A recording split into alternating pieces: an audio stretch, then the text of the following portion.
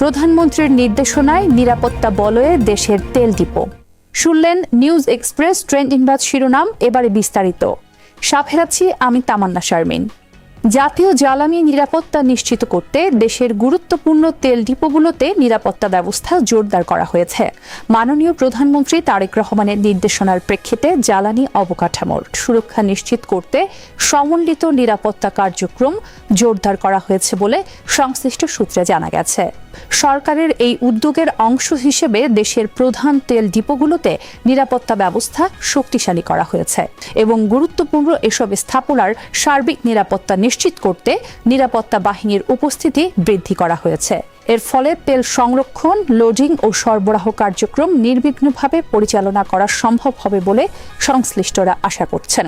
একই সঙ্গে তেল সংরক্ষণ, মজুদ, পরিবহন ও বিতরণ কার্যক্রমে শৃঙ্খলা ও স্বচ্ছতা নিশ্চিত করতে প্রযুক্তি নির্ভর নজরদারি ব্যবস্থাও জোরদার করা হচ্ছে। বিভিন্ন তেল ডিপোতে ধাপে ধাপে আধুনিক সিসিটিভি নজরদারি ব্যবস্থা স্থাপনের কাজ চলমান রয়েছে, যার মাধ্যমে জ্বালানি তেলের অপচয়, চুরি বা অনিয়ম দ্রুত শনাক্ত করা সম্ভব হবে।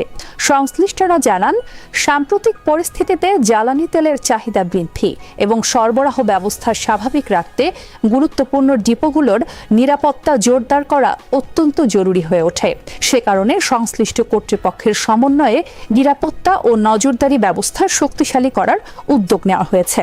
জ্বালানি ও খনিজ সম্পদ বিভাগের সংশ্লিষ্ট কর্মকর্তারা জানিয়েছেন, দেশের বিভিন্ন গুরুত্বপূর্ণ তেল ডিপোতে নিরাপত্তা জোরদারের পাশাপাশি প্রযুক্তি নির্ভর পর্যবেক্ষণ ব্যবস্থা চালুর মাধ্যমে জ্বালানি ব্যবস্থাপনায় স্বচ্ছতা ও জবাবদিহিতা আরও নিশ্চিত করার পরিকল্পনা বাস্তবায়ন করা হচ্ছে।